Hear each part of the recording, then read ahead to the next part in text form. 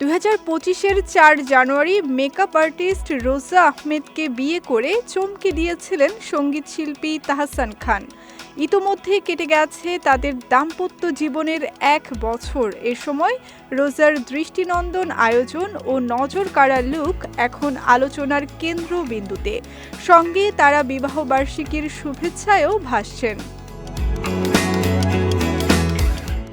বিবাহবার্ষিকী উপলক্ষে সম্প্রতি সামাজিক মাধ্যমে একগুচ্ছ ছবি প্রকাশ করেন রোজা আহমেদ।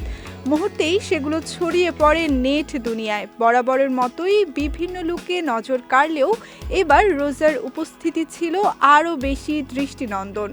ঝিলমিলি সিকোয়েন দেওয়া বডিকন গাউনে তাকে দেখা যায় গ্ল্যামারাস ও লাস্যময়ী এক লুকে, যা ভক্তদের মধ্যে ব্যাপক প্রশংসা কুড়িয়েছে। শুধু লুক নয়, অ্যানিভার্সারি আয়োজনও নজর কেড়েছে সবার।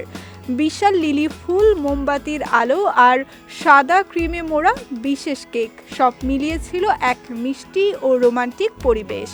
কেকের পাশে রাখা গোলাপের তোড়া দেখে অনেকেই ধারণা করছেন প্রথম বিবাহ বার্ষিকীতে স্ত্রীকে বিশেষ এই সারপ্রাইজটি দিয়েছেন তাহসান নিজেই। জানা গেছে, নিউ ইয়র্ক ইউনিভার্সিটি থেকে কসমেটোলজিতে উচ্চতর ডিগ্রি নেওয়া রোজা আহমেদ বর্তমানে নিউ ইয়র্কের কুইন্সে নিজের প্রতিষ্ঠান রোজাস ব্রাইডাল মেকওভার সফলভাবে পরিচালনা করছেন।